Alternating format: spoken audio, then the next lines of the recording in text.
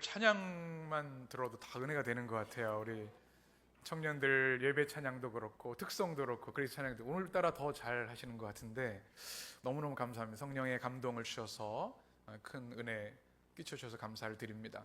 이 시간 오늘 설교자를 소개하는 시간입니다. 제가 1년 52주 거의 매주 설교를 하는데 1년에 한 번 우리 청년주의를 맞아서 내가 청년인가 생각을 해보았습니다. 청년 시절이 좀 한참 지난 것 같아서 우리 청년 사역을 하시는 우리 목사님이 말씀을 전하시는 게 더 좋겠다 그런 생각이 들어서 우리 청년 담당 사역을 하고 계시는 우리 최현우 목사님께서 말씀을 전해 주실 텐데 우리 목사님 우리 교회하고 아주 오랜 역사를 같이 했습니다. 수련 목회 과정도 같이 하셨고 또 한참 좀 떠나 계시다가 다시 우리 교회에 오셔서 우리 청년 사역 또 우리 교회 사역을 같이 협력해 줘서 얼마나 고마운지 몰라요. 훌륭한 우리 목사님 오늘 또 귀한 말씀을 전하게 될 텐데 우리 목사님 말씀 통해서 은혜 많이 받으시고 특별히 목사님 위해서 기도해 주시기 바랍니다. 최현우 목사님 우리 교회에서 학원 선교사로 파송이 되셔서 주중에는 우리 작년에 체육대 했었던 성문중학교에서 또 체육 선생님으로 또 사역을 하시지만 또 체프를 같이 도우면서 청소년 사역도 열심히 하고 계십니다. 훌륭한 목사님 또 여러분 기도하실 때마다 그 학원 사역을 위해서도 많이 기도해 주시면 좋겠습니다. 목사님 이름이 환호입니다. 최환호.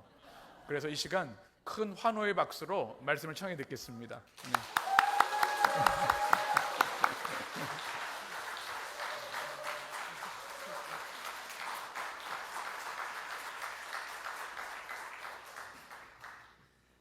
네, 감사합니다. 오늘은 2인자가 되자는 제목으로 말씀 같이 나눠보도록 하겠습니다.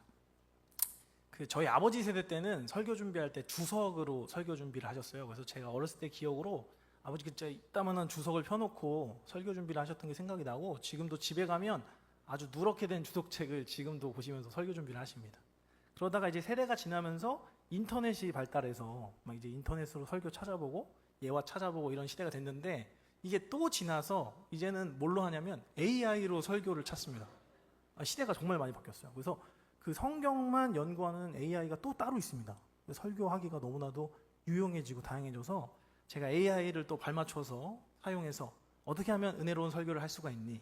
라고 물어봤어요. 그랬더니 첫 번째는 헬라어와 히브리어에 능통해서 원문을 해석하면 은혜로운 설교를 할 수가 있다. 그래서 그건 안 되겠다. 다른 게 없니? 그랬더니 그러면 신앙서적과 성경을 다독해서 이것을 잘 정리해서 말을 하면 은혜를 끼칠 수 있다. 그래서 그것도 안 되겠다. 그러면 또 방법이 없니? 그랬더니 AI가 이제 좀 약간 짜증을 내더라고요. 그러면서 그럼 짧게 하면 은혜롭다. 말씀하셔가지고 제가 다른 건 모르겠으나 세 번째 은혜로운 설교는 반드시 오늘 해낼 것을 우리 교인들에게 약속을 드리도록 하겠습니다. 네, 아멘이 나오지 않습니까? 네, 짧아야 됩니다. 네.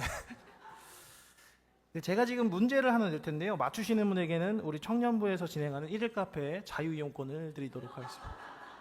첫 번째 이 세 사람을 말할 건데요. 공통점을 맞추시면 되겠습니다. 첫 번째, 저스틴 게이틀린. 첫 번째. 두 번째, 버즈 올드린. 처음 들어보시죠? 네. 세 번째, 아사다 마오. 아사다 마오는 좀 아실 거예요. 이 세 명의 공통점. 네. 그렇죠. 아사다 마오도 외국인이긴 한데 좀 더 제가 한 의도는 달라요. 잘 모르시겠죠?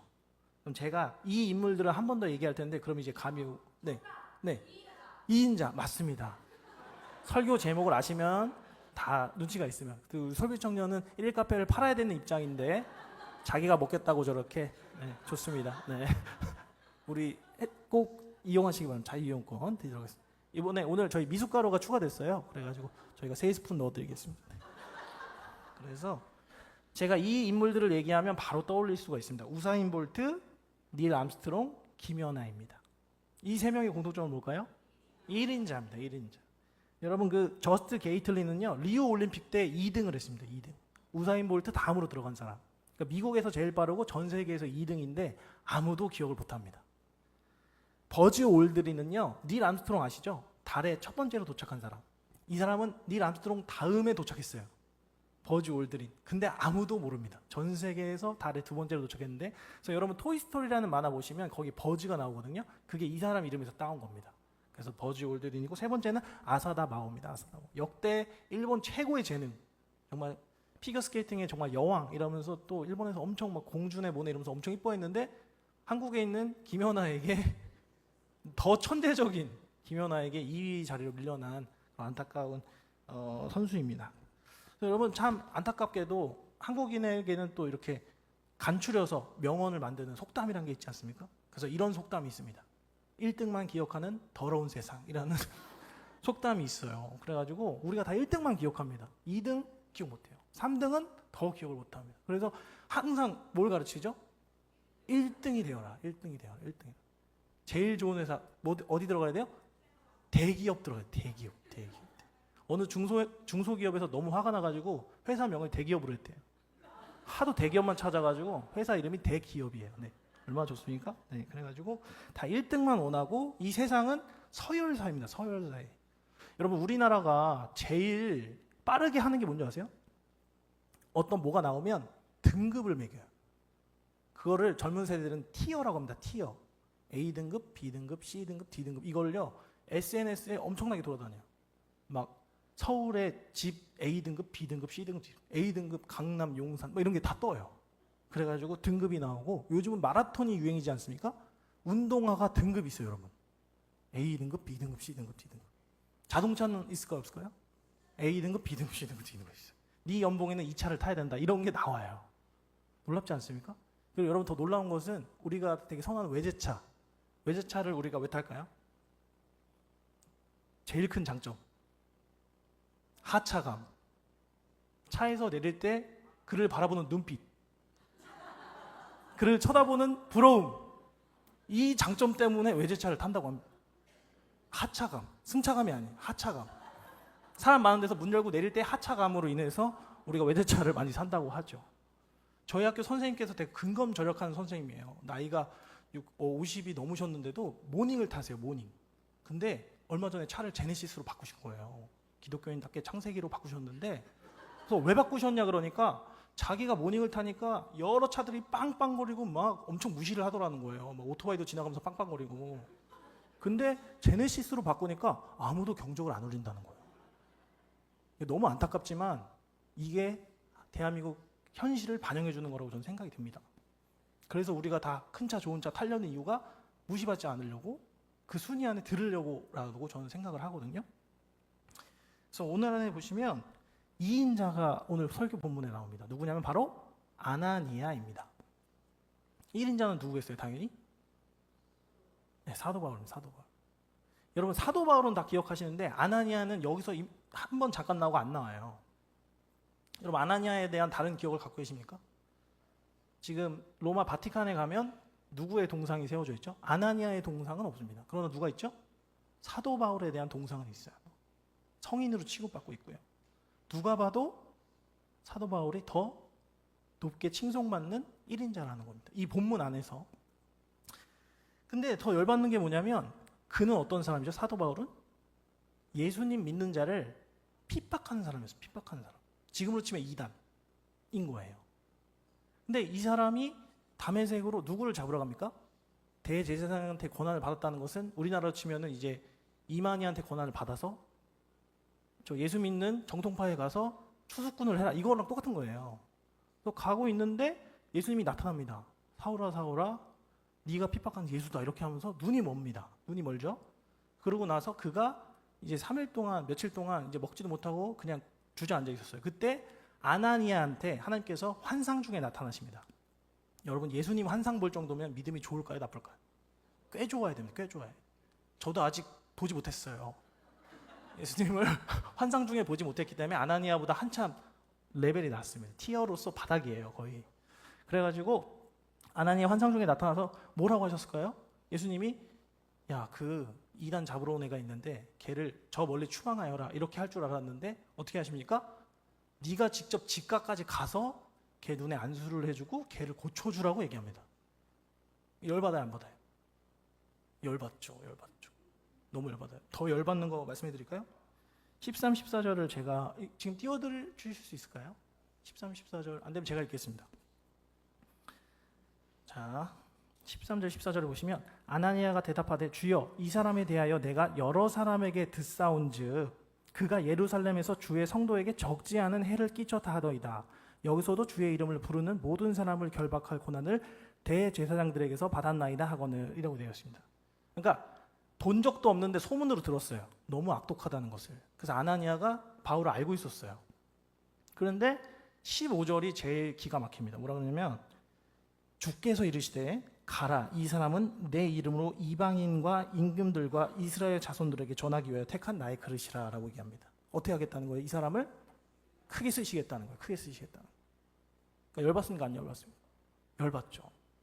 제가 아나니아라고 생각하면, 여러분 저는 좀 헐렁해 보이지만 저희 아버님 목사님이시고 저도 목사고 감리교 신학대학을 졸업하고 감리교 신학대학원을 졸업하고 감리교에서 수련 목을 감리교에서 목사 안수를 받은 뼛속까지 감리교인입니다.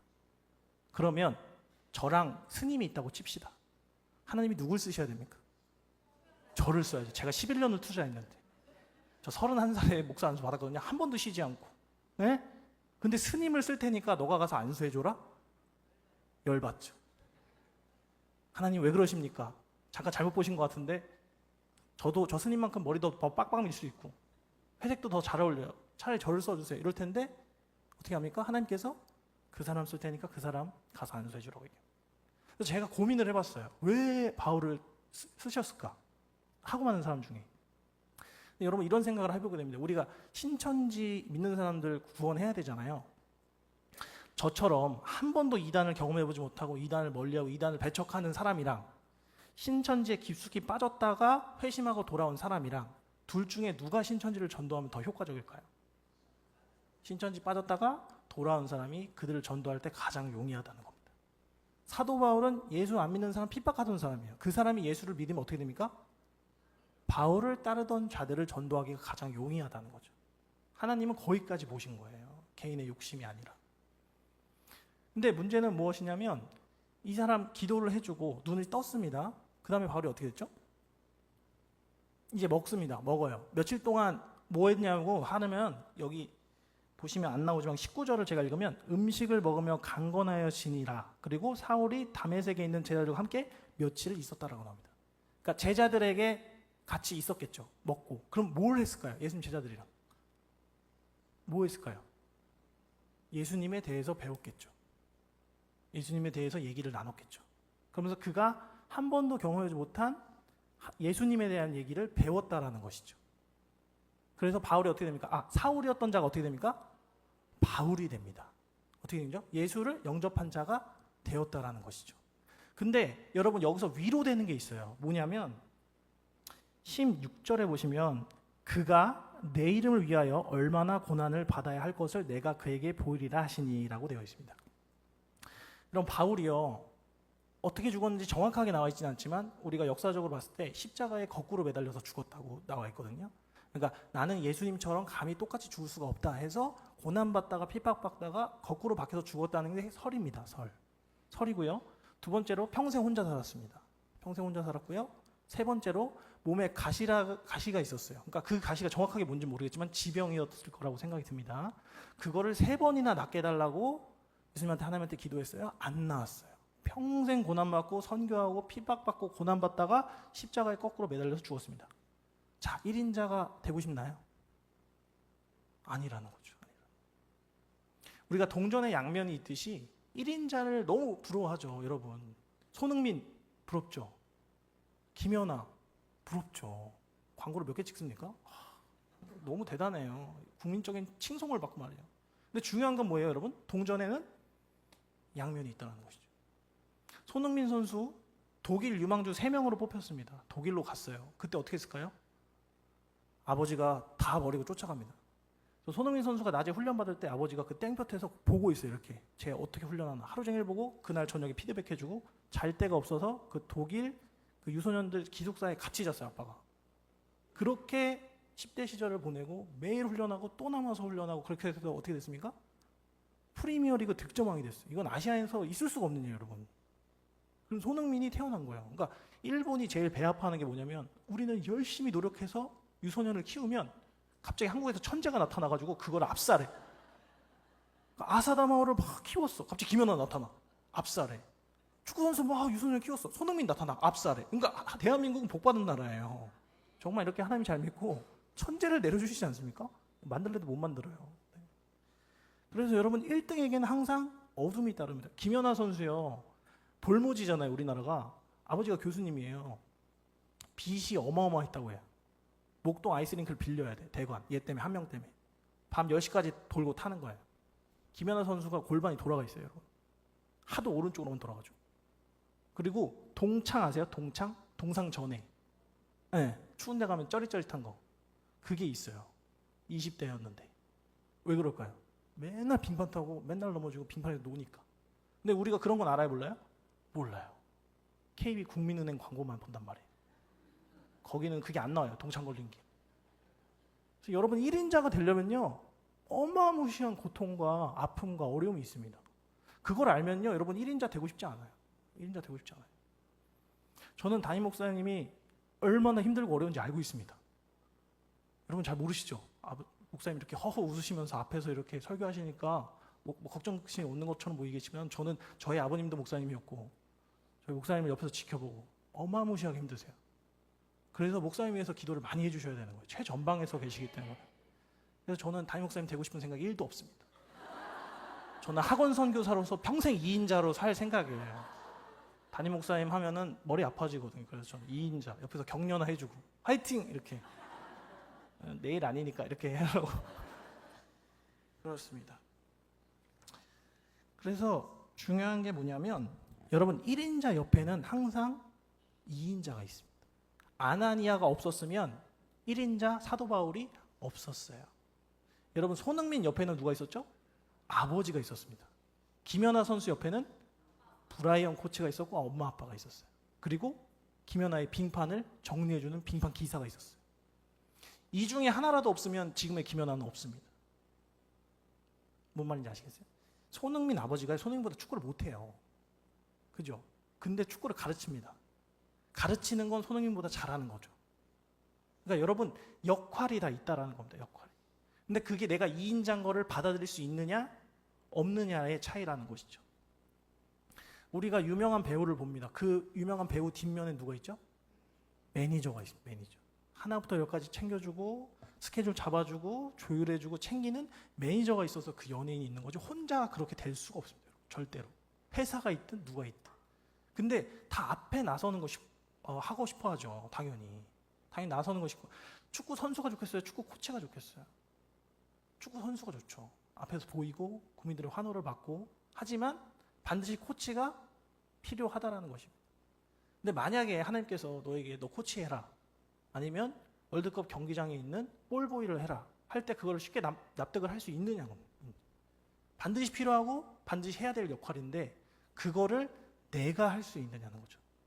2인자 또는 3인자 하다못해 7인자가 돼도 그 역할을 받아들이시겠냐는 겁니다.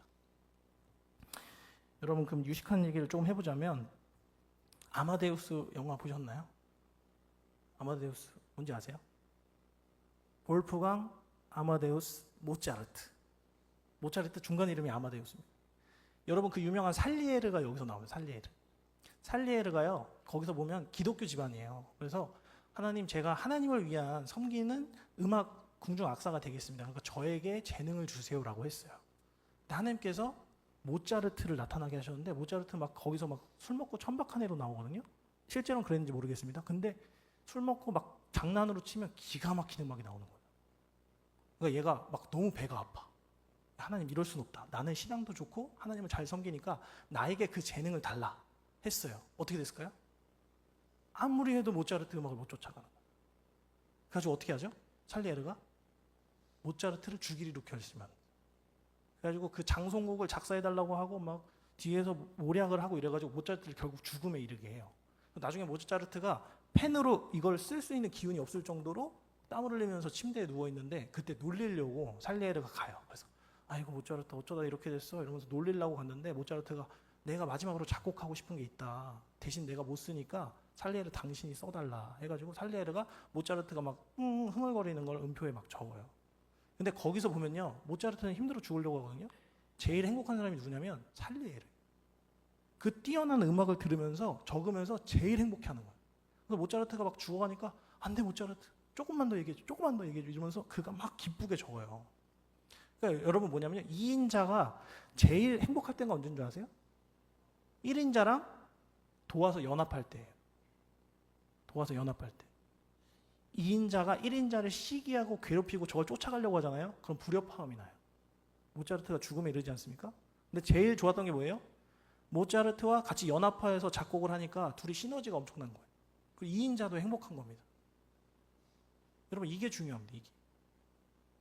우리가 2인자여도요. 얼마든지 행복하고 기쁘게 사역을 할 수가 있다는 거. 그게 여러분 저는요. 여러분 사역에는 높낮이가 없지만 중요한 것은 역할은 있습니다. 알맞는 역할. 저는 찬양을 못합니다. 할 줄 아는 악기가 1도 없어요. 그렇죠? 코드도 못 맞춰가지고 맨날 서영이한테 부탁해요. 서영아 이렇게 이렇게 해줘. 그러면 알아들어요 서영이는. 근데 다른 교회 찬양 사역자는 못 알아들어요. 그게 뭡니까? C코드, D코드 몰라. 그냥 맞춰봐 이렇게. 이런 식으로 해요.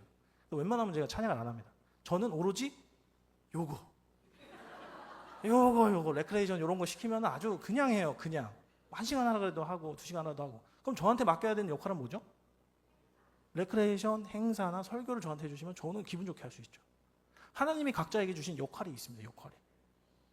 언급소장님께서 성가대 대장 하시고 그리고 뭐 하십니까? 재정하시고 재정 함부로 맡길 수 있습니까? 네, 잘못했다가 교회가 넘어가요. 아시겠죠? 책임질만 하고 잘할 수 있는 사람이 해야 되고 그 자리가 굉장히 부담스러운 자리라는 거죠. 토요일 나와서 김기경 권사님이 막 청소하시고 꽃사진 찍어서 올리시고 그게 뭐예요? 김기경 권사님의 역할이고 기쁨인 거예요. 주차하는 거 쉽지 않습니다, 여러분. 근데 그거 정리하면서 뿌듯해하고 기쁨을 느끼는 거 그 사람의 역할이라는 거죠. 저희 담임 목사님께서는 여러분에게 좋은 말씀을 대언해 주시는 게 담임 목사님의 역할입니다. 근데 저희 담임 목사님한테 설거지를 시킨다? 엄청난 낭비입니다. 그죠? 나는 설거지를 할 수 있지만 우리 목사님은 설교 준비를 하셔야 되는 거예요. 그죠? 그러니까 목사님이 설교 준비에 온전히 집중할 수 있도록 돕는 게 2인자의 역할일 줄 믿습니다. 다른 것 고민하지 않으시고 오로지 교회와 설교를 위해서 집중할 수 있도록 하는 게 우리 2인자들, 3인자들의 역할인 줄 믿습니다. 그래서 여러분께서 많이 도와주셔야 된다는 것입니다. 여러분 중요한 것이 뭐냐면 우리가 우리 눈으로 봤을 때는 높낮이가 분명히 있습니다. 성가 대장님과 성가 대원 누가 더 중요합니까? 대장님이 중요해요. 앞에서 멋있잖아요. 서가지고 대장님 여기 동그란 데 올라가셔가지고 간지난단 말이에요. 대원들은 앉아가지고 참새처럼 짹짹하는 거예요. 우리가 볼 때 대장님이 멋있어요. 막 권사님 막 체육대회 때 앞에서 진행하시고 막 이렇게 하잖아요. 멋있어 안 멋있어요? 멋있어요. 뒤에 꽁무니 쫓아내는 사람 뭐도 없어요. 막 집 나르는 사람은 멋있지 않단 말이에요. 근데 중요한 게 뭐예요? 우리가 볼 때는 높낮이가 있어요. 근데 여러분 우리 사역의 기준이 되신 하나님은 어디서 보십니까? 하늘에서 우리를 보십니다. 높은 데서 우리를 보세요. 여러분 비행기 타보셨죠? 좀 있으면 이용자님 비행기 타시겠지만 우리가 볼 때는 롯데타워가 높아요. 63빌딩이 높아요. 비행기 타고 하늘에서 보면 그게 뭘로 보이나요?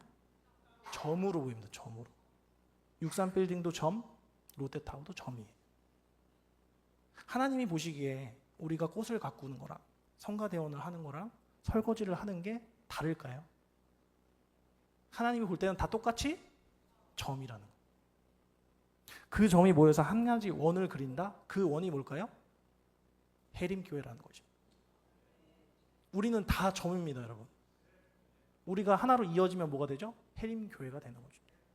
우리가 각자 퍼즐이라면 그 퍼즐이 모여야 하나도 막히는 거 없이 채워져야 우리가 해림교회라는 그림이 된다는 것입니다. 여러분 각자의 역할이 있습니다. 내 역할이 뭘까요? 내 역할을 모르겠어요. 내가 불만이 생기는 게 본인의 역할입니다. 야, 청소를 저렇게밖에 못해? 지저분하게? 거룩한 불만. 그럼 당신이 청소하시면 돼요. 야, 목사님 예화를 저렇게밖에 못해? 책을 선물하세요. 좋고 질 좋은 책을. 야, 안내를 저렇게밖에 못해? 본인이 안내하시면 돼요. 그게 뭐예요? 불만이 아니라 하나님께서 주시는 당신의 역할이에요. 그게 내 눈에 보이는 거야. 하나님이 보시게 하는 거예요. 그러니까 여러분 불만이 생기잖아요? 아, 하나님의 콜링이구나. 내가 그거 해야지. 이렇게 생각하시면 됩니다. 여러분 반드시 불만이 있습니다. 그러나 그 불만은 교회 안에서 하는 불만은 절대로 하나님이 여러분에게 갈등 일으키려고 하는 게 아니라 그 불만이 여러분들이 할 수 있는 역할이라는 것입니다. 여러분 반드시 불만이 생기시길 바랍니다. 하시면 됩니다. 참지 마시고 하세요. 아시겠죠? 여러분, 요즘 저는 고민이 많습니다. 왜냐하면 청년부랑 청장년부는 너무 잘 되고 있어요. 나눔도 잘 되고. 고민은 중고등부입니다. 저희 중고등부 3명 있습니다. 승유가 초등학생인데 합쳐서 4명이에요. 제가 10시 반에 여기서 찬양을 하고 11시쯤에 내려갑니다. 그때 승유 1명 와 있어요. 승유랑 설교를 해야 되나 말아야 되나 하고 있으면 한 15분 있다가 소율이가 와요. 소율이가 와서 이제 설교를 해야 되나 하면 한 15분 있다가 현우가 와요. 설교가 다 끝나고 이제 간식 먹고 있으면 승환이가 와요. 그럼 이게 설교를 언제 해야 되는 거예요 도대체?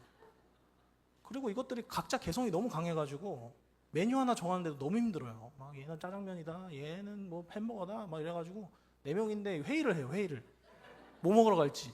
그것도 지들 돈도 아니고 교회 돈인데 헌금은 1,000원 하면서 아주 막 머리가 아프거든요. 그래서 막 제가 설교를 하면서도 내 친구는 막 어디 막 큰 교회에서 막 100명 놓고 애들이 막 여름 성경학교 하고 막 에어바운스 빌려가지고 어린이 축제를 하는데 나는 얘네랑 햄버거 먹을지 짜장면 먹을지를 싸우고 있단 말이죠. 그러면 제 사역의 가치가 갑자기 하락되는 것 같을 때가 있어요. 내가 지금 하는 중고등부가 의미가 있나? 내가 지금 하고 있는 이 설교가 애들한테 먹히기나 할까? 이런 생각이 들 때가 있습니다. 그때 제가 이 설교를 준비하면서 제 스스로 은혜를 받았어요. 그래, 내가 점을 찍고 있긴 하나 이 점이나 그 100명 여름 성경학교 하는 점이나 똑같은 점이구나. 저는 4명 놓고 햄버거를 고민하지만 100명 놓고 여름 성경학교 하는 그 친구랑 하나님 보시기에는 똑같은 중고등부라고 저는 생각이 듭니다.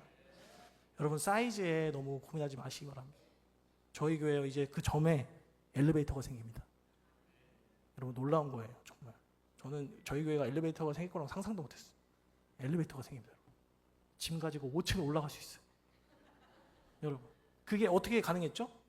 저희들의 점들이 모여서 엘리베이터가 된 겁니다. 여러분, 다 점인 줄 믿습니다. 다 2인자인 줄 믿습니다. 우리가 2인자의 역할로 왔을지라도 3인자의 역할로 보일지라도 눈앞에 보이지 않고 그저 정말 눈에 띄지 않는 작은 사역, 정말 교회 지하에 있는 먼지를 쓸고 교회 주차장에 주차 정리를 하고 지나가는 사람한테 해림교회 전도지를 나눠주고 티도 안 납니다. 솔직히 말해서. 그러나 우리의 기준이 아닌 하나님의 기준에서 봤을 때는 모두가 다 똑같은 사역이라는 것입니다. 성가대를 하고 예배자리를 지키고 주보를 나눠주고 안내를 해주고 우리가 하나님 보시기에는 모두가 동일한 하나님의 점이요 해림교회의 일원이라는 것입니다.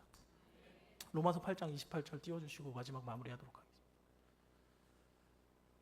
로마서 자, 다 같이 읽겠습니다. 우리가 알거니와 하나님을 사랑하는 자 곧 그의 뜻대로 부르심을 입은 자들에게는 모든 것이 합력하여 선을 이루느니라. 아멘. 여러분, 교회 나오면은 손해입니까 이득입니까? 엄청난 손해입니다. 주말에 쉬어야 돼요. 쿠팡 알바를 해도 돈을 더 많이 벌습니다. 여러분, 주일날 일찍 일어나가지고 피곤해 죽겠는데 나와가지고 더 문제가 뭐예요? 돈을 내요. 헌금을 냅니다. 이 얼마나 가성비가 떨어지는 일입니까? 그럼에도 여러분들은 나와서 뭐 하세요? 예배를 드리고 기쁜 마음으로 헌금을 드리고 끝나고도 공동체와 대화를 합니다. 왜요? 우리는 그 가치를 아는 거예요. 세상에서 줄 수 없는 예수 그리스도의 은혜를, 사랑을, 그 가치 하나로 우리는 합력하여 선을 이루는 하나의 지체가 되는 겁니다. 여러분, 교회 왜 나오셨어요? 교회 왜 나오셨어요? 보험 팔려고 오셨어요? 남자친구 사귀려고 오셨어요? 아니잖아요. 저희 뭘로 오셨습니까? 예수 그리스도로 하나입니다. 그래서 우리의 점들이 예수 그리스도로 모여서 우리가 하나 될 때 하나님께서 그 해림교회를 누구보다 기쁘게 여기실 겁니다. 그래서 모두가 2인자가 되시는, 아니 더 낮은 자가 되시는 해림교회 성도님들이 다 되셨으면 좋겠습니다. 기도하시겠습니다. 사랑해 주님, 감사합니다. 오늘 2인자가 되자라는 제목으로 말씀을 나누었습니다. 주님, 우리가 꼭 눈에 보이고 앞에 영향력을 보이며 뛰어난 자를 뛰어난 사역자로 여기지만 주님, 우리가 각자의 자리에서 맡은 역할이 있습니다. 그 역할을 제대로 해낼 때에 우리가 같은 점으로 모여서 해림교회를 그리는 줄 믿습니다. 주님, 우리가 각자의 그 점의 역할을 능히 해결할 수 있도록, 행해낼 수 있도록 힘과 위로와 은혜를 더하여 주시옵소서. 우리가 그 점이 모여서 하나의 지체가 되어 선한 영향력을 끼칠 수 있는 해림교회 지체가 될 수 있도록 주님께서 항상 은혜와 사랑을 더하여 주시옵소서. 사랑이 많으신 예수님의 이름으로 기도드렸사옵나이다. 아멘.